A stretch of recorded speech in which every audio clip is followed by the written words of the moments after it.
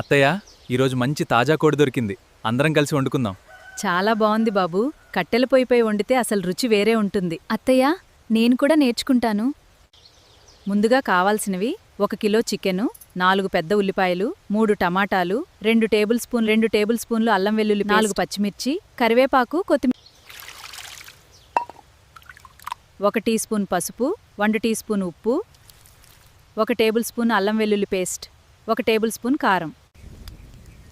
ఇప్పుడు 5 టేబుల్ స్పూన్ల నూనె పోయి కరివేపాకు, పచ్చిమిర్చి వేయి. తర్వాత ఉల్లిపాయలు వేసి బంగారు రంగు వచ్చే వరకు వేయించు. ఈ వాసనే ఆకలేస్తోంది.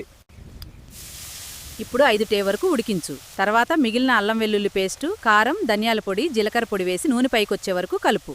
మసాలా చాలా బాగా వచ్చింది. ఇప్పుడు చికెన్ వేసి 10 నిమిషాలు బాగా వేయించాలి. తర్వాత 1 గ్లాసు నీరు పోసి మూత పెట్టి 30 నిమిషాలు మెల్లగా ఉడికించాలి.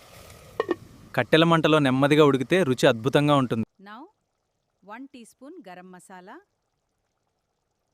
Add coriander leaves and cook for another 5 minutes. What a wonderful aroma.